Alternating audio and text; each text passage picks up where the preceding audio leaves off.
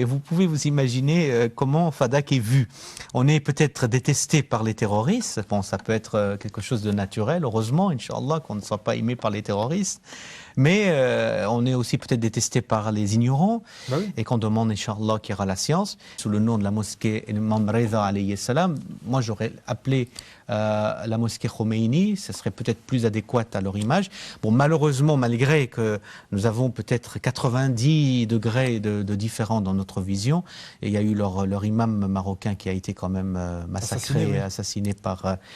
c'était à cause de ses propres opinions que nous ne sommes pas d'accord, parce qu'il défendait Bachar al-Assad, un athée alcoolique qui n'est pas pratiquant, qui dit qu'il n'est même pas chiite, en plus il est alavite, et qui le défend, et c'est à cause de cette défense qu'il s'est fait massacrer par... À l'époque, j'avais essayé de lui parler. Oui, Comme le j'avais cher vu Dado, que- ouais.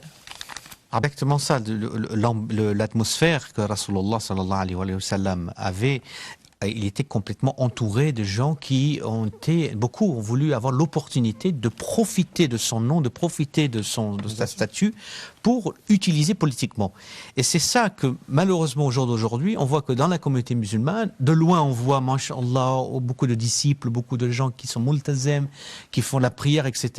Mais on ne se rend pas compte que c'est très complexe, c'est vraiment pas blanc et noir, les musulmans. Et on voit qu'ils donnent des fatwas, mais qui sont en contradiction directement avec la sunna et avec le Coran, pour que ça soit exactement dans le sens de Ahkam al-Thanawi, c'est-à-dire pour pouvoir, comment dirais-je, adapter l'islam au paysage politique du pays où ils habitent.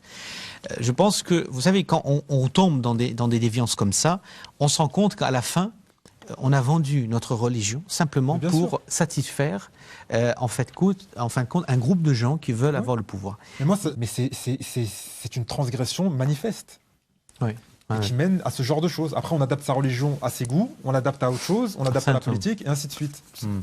Oui, tout a débuté avec quand même le gouvernement d'Abou Bakr Zendir, qui a quand même instauré la politisation de la religion à des fins personnelles, a mis sa fille, en fait il a utilisé tout ça pour que ça soit un clan bien défini, pour que sur du long terme ça prenne et qui puisse empêcher les Ahlul Bayt de progresser.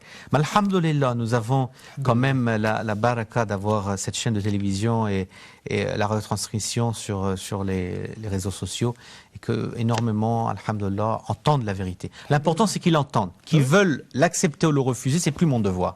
Mon devoir, notre devoir à nous, c'est de le dire, le parler.